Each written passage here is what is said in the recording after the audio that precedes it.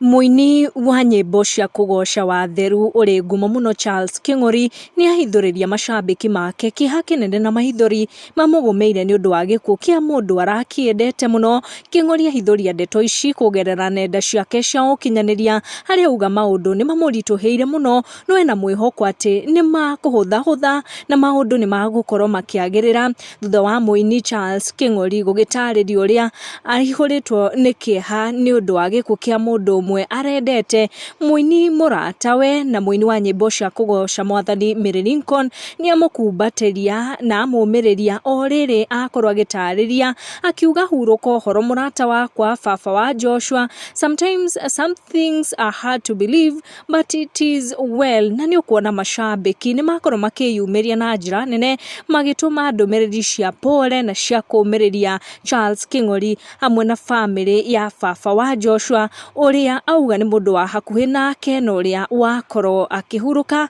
arohurũka ũhoro.